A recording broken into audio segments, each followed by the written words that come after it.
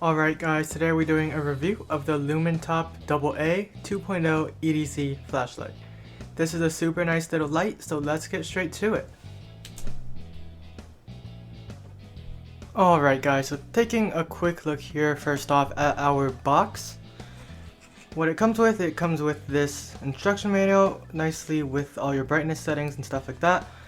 A little lanyard strap thing, I mean not much use for that. But I suppose you could make use of it on a keychain or something. 2 extra O-rings for the weather sealing. This is very nice because they know that these things definitely tend to get lost. And then finally, this diffuser thing. It's made of silicone. It's just a cap that pops on the end of your flashlight. And then once you turn it on, it makes the light nice and soft. So that's pretty nice to have, although I personally don't really use it. And of course you can see it has this nice kind of foam core inside to keep everything in place and protected. So no complaints here about the packaging. Alright, so starting off as we always do by taking a look at our external construction. First, you immediately notice that the design is very nice and very sleek. It just looks like a very nice EDC light, and it feels the part too. It's full aluminum, and this one comes in anodized black, but there is also an option for a bright silver. I don't really like it, but I mean, you know, you do you. It does have the logo of Lumintop laser engraved there. Looks pretty nice. And you'll notice that there's nice texturing or knurling all throughout the body, just to give you some nice grip in case your hand's a little bit wet. So that's super nice there. And again, with that sleekness, it's also very slim. You can see it's very thin, and not only that, but it's also quite short. It's barely longer than my pointer finger, coming in at about 3.5 inches, and it weighs just 1.7 ounces with a AA battery. That's feather light. You clip it onto a pocket, you won't even notice. And of course, speaking of the clip, it does have one included.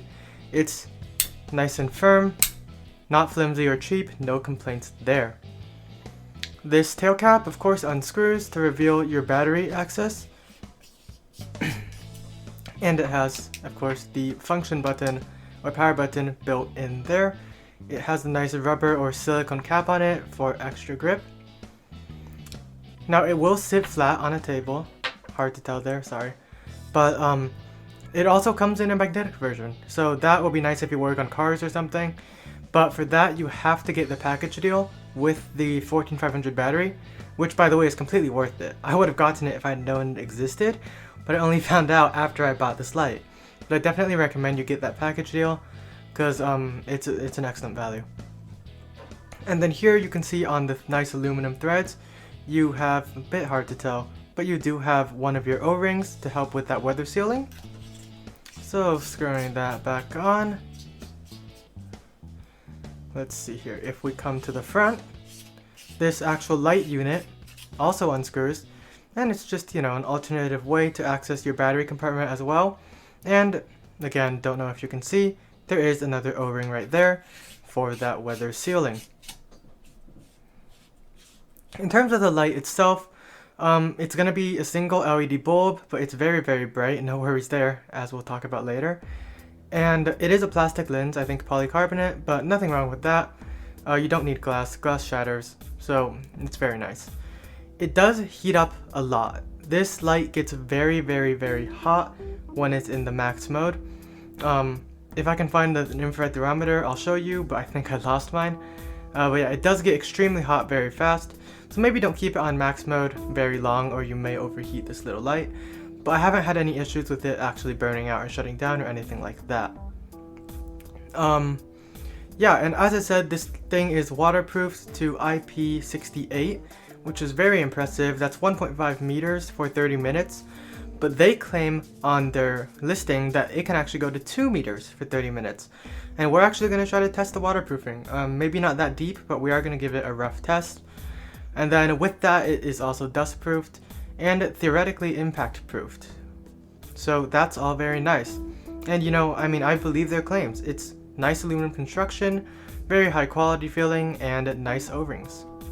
Now, one more thing worth mentioning is this kind of glowing tail cap. It only works if you have a 14500 battery in it, won't work with the AA. And it's kind of nice because of course in the dark you don't want to be fumbling around trying to find your light. This identifies it very clearly. Now a problem is it does have a slight battery drain. It's not significant, but you know, it is going to draw some battery, especially if you leave your light unused. But that's really easy to solve. All you have to do is twist it a little bit to the left to unscrew it, and it'll lose contact of course, and it'll no longer glow, so it won't drain your battery. But it is a nice feature to have, depending on if you want it. Coming to the front here, there is another glowing piece. This doesn't actually use any battery at all. You can see that if I unscrew this, it stays. So I don't know if it's actually meant to glow. It kind of just fluoresces. I can't even tell if it really truly glows in the dark, or rather it just acts like a reflector and bounces off a lot of light so it glows. But when I turn all the lights off in my room, I can still see this. It's not very bright, it's a little bit faint, but it's super cool because this nice green ring glows. So it lets you see it in low light conditions, even if you don't have your tail cap glowing. So that is really nice. Now we are gonna move on now to, as I said earlier, the waterproofing test. Alright guys, we're outside on the iPhone for the water test. Let me just show you what I've got going on here. We've got a tall plastic pipe. It is 5 feet, we'll confirm that in a bit. But I couldn't find one that was clear unfortunately, so we can't really see what's going on inside. Basically, I also couldn't find one that was a solid one-piece one. So, as you can probably tell, there are quite a few leaks down in it. So to account for that, we've got a little sprinkler system set up that constantly replenishes it to make sure it's constantly full. This isn't really that much of a waste of water. The stream is very, very small, as you can see. And the actual pressure inside is not going to be affected, because I don't know if you can tell, but the actual part that's going inside is tiny. So there's not going to be any extra pressure from this. Now we're just going to confirm that we're at 5 feet here. So laser rangefinder. There we go, it says 5 feet 11, so we're actually at 6 feet almost. And that's going to be just over 1.5 meters. It's going to be around 1.7. This thing is rated up to 2 meters according to them. So this is going to be a fantastic test. We've got a single AA battery inside. I don't want to blow my 14500 if this fails. And I checked all the O-rings, they look good. So we're going to get straight to it. It's going to be on low mode, and I'm going to plop it in. Alright, made sure all the joints are tight, O-rings are tight. We're going to drop it in. 3, 2, 1. There it goes. Heard it hit the bottom.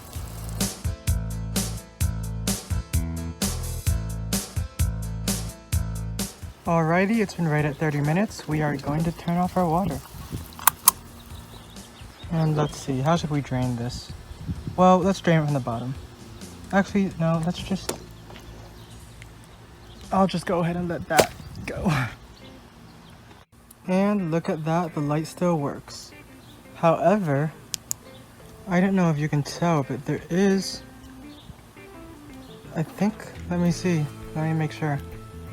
Yeah, that's on the inside. There is some water there on the inside of that lens.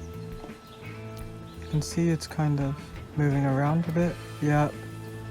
So that's a bit unfortunate, but I mean, it worked. So I guess it didn't get to the electronics, but it did get inside the lens. I don't really know if that'll ever dry out, but I'll follow up with that, I guess. Our battery compartment is nice and dry. Same for the front compartment. Unfortunately, it seems the point of failure is, well, the front lens. Both O-rings seem to have done their job. Although I can hardly call it a failure because again, it does still work. Alright guys, and a quick update on that water test. The water I have managed to remove from behind the lens. I contacted Lumintop, and within 5 hours they actually already responded and gave me instructions on how to disassemble the unit and drain the water. Worked fantastically, it's almost as good as new. I say almost simply because, well, the lens is now a little bit hazy. I can't quite get it back to full clarity, but that's okay. So do be aware of that, but they have great customer service. Alright guys, I decided we're also going to go ahead and do an impact drop test. They claim 1.5 meters, we're going to test that. That's equal to almost exactly 5 feet. We have 4 foot 11 on the measurement here. This is from my chin height, so I'll just be using that as a reference. Onto hard stone tile. I didn't want to do concrete because that'll scratch it up. This is smoother, so it won't scratch it, but I mean, it'll be the exact same impact. Very hard, of course. Yeah, we're gonna get straight to it. Again, this is my personal EDC light I use every day. So please do help me out because I'm risking it all for you guys. You know, it's all my own money, not provided light or anything. So please do like, comment, sub, and buy from my Amazon link. We're gonna get straight to it. Again, from 5 feet or 1.5 meters. I'm gonna trigger my slow-mo here. Alright, looks like we're set. Okay. In 3, 2, 1. That landed nice and flat on its side. And my slow-mo caught it.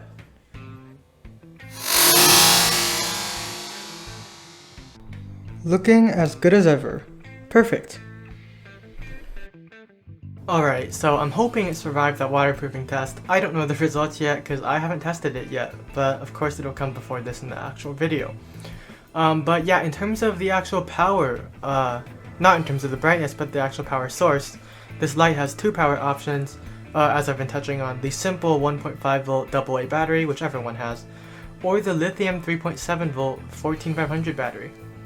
Now, the reason you've probably never heard of the latter is because, well, it's pretty obscure. If you plan on using it, I'd strongly recommend that you get the package deal Lumintop offers. It's an excellent value because it even comes with a built-in charger. Alternatively, you can do what I did and go on eBay and just buy some. I'd recommend having at least two, just because they drain so fast, because they're just not very high capacity batteries. And of course you need a charger with that.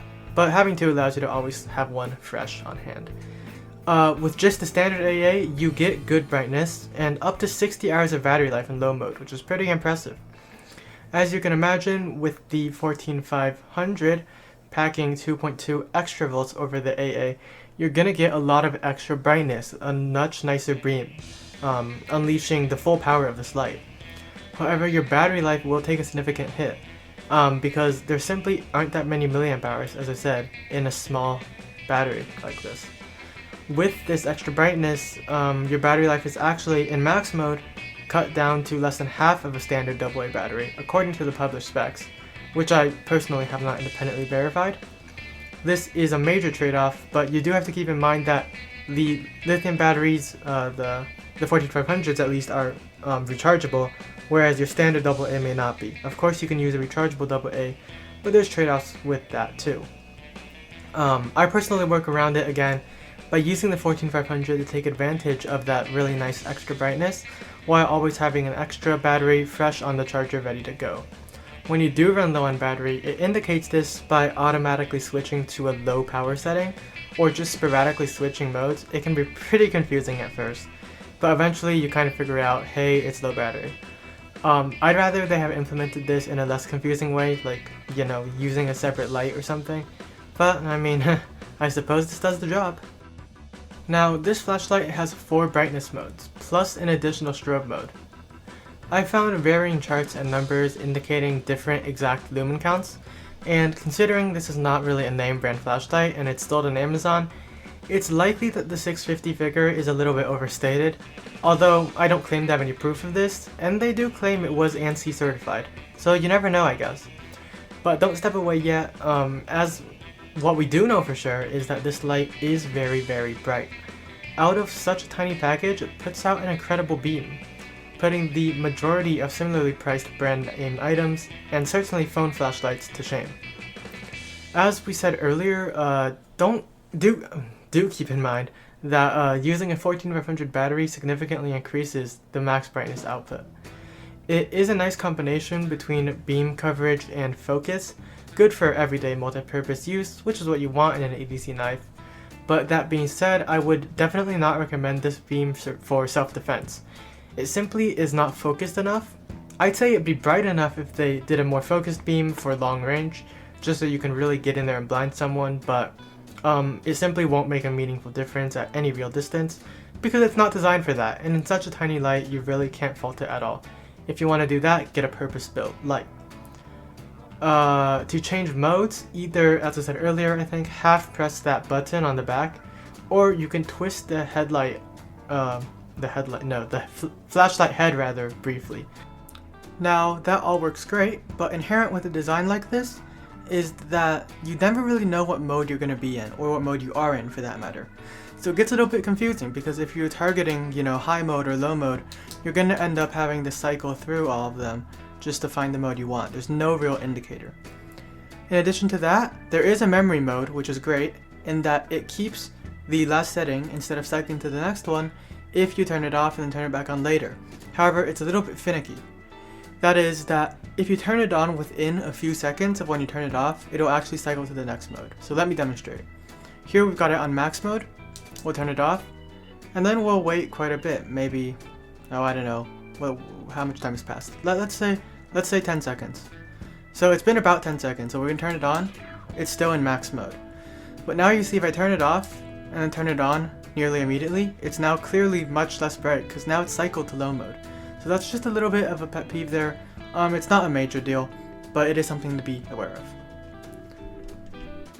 So, to sum it up, this is a fantastic value flashlight, and probably the best budget EDC light out there.